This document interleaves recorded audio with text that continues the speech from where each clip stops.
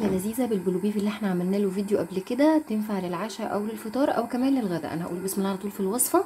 عندي هنا معلقه زيت على مكعب زبده وفيهم فصين مستكه، هسيبهم بس يقدحوا شويه. هنزل ببصله صغيره كده مبشوره، عليها رشه فلفل اسود، هسيبها تتكرمل. البصل اتكرمل معايا، هنزل بقى بكميه البلوبيف. طبعا الكميه تقديريه، هفككهم بس الاول. عايزه اقول لكم الريحه وهم مقطعه كده شرايح فلفل، سواء حامي او رومي طبعا يعني حسب الرغبه. هحط معلقه صغيره باربيكيو صوص وزيها هوت صوص، هي افتكاسه بس حلوه.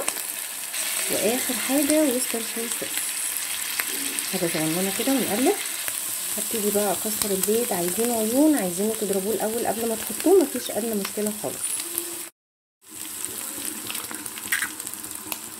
اخر حاجه هحط فلفل اسود وبابريكا واظبط الملح بتاعي واعمل حساب الملح اللي انا حطاه في البلوبيف. نقلب بس كده تقليبه بسيطه عشان كل حاجه تمتزج مع بعض، ونسيبه نهدي عليه النار لحد ما يكمل سوا. هتاكلوا احلى طبق بلوبيف بالبيض، بجد تحفه. انا كنت اتمنى ان انتوا تكونوا موجودين معايا عشان تشموا الريحه وتدوقوا الطعم. كده استوى معايا بعد ما هديت عليه النار. هحط كده العروق بتاعه البصل الاخضر على الوش، ولو في بقدونس مفيش مشكله، ممكن كمان تحطوا هالبينو. هتاكلوا بقى احلى اكله غدا عشاء فطار اللي انتوا عايزينه.